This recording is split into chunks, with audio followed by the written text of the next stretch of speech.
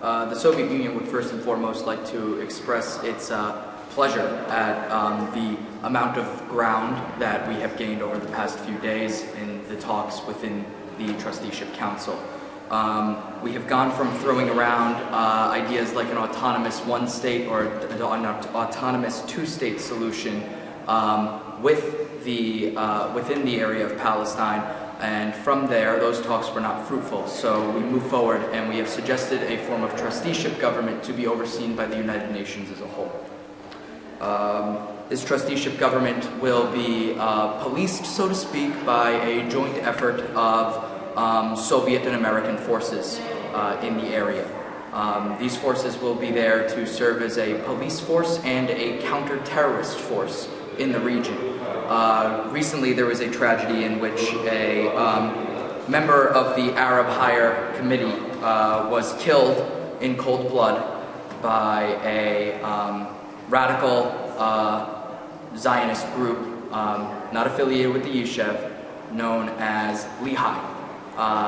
The USSR condemns the actions taken by Lehi and pledges to do anything it can in cooperation with the United Nations and in cooperation with the Trusteeship Council as a whole to make sure that justice returns to the land of Palestine.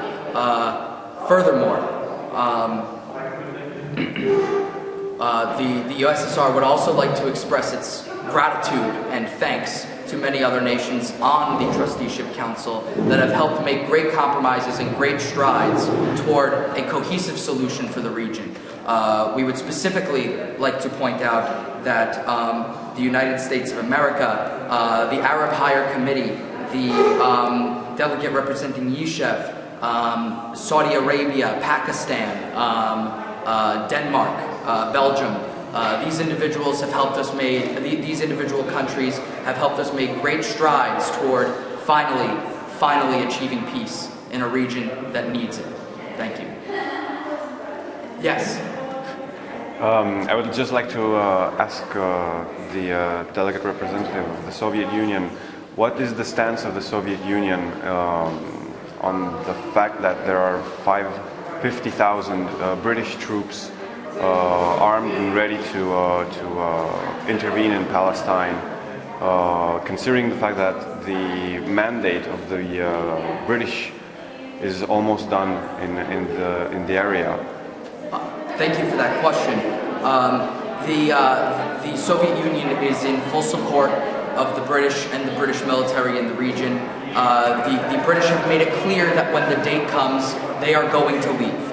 The Soviet Union is not concerned that this is an act of continued aggression in the area, or whatever word you might want to use for it, by the British. The Soviet Union believes that this was a necessary action taken in light of the events I described earlier, and the Soviet Union furthermore has asked the delegate from the United Kingdom to ensure that the Army of the United Kingdom does not kill any rioters, Arabs, Jews, anybody in the region, and only is a peaceful defensive force using non-lethal means to control violence in the region. Furthermore, we have also offered the early assistance and entrance of both the United States and the Union of Soviet Socialist Republics militaries to aid the United Kingdom in their efforts before the United Kingdom leaves the region. Thank you. Thank you.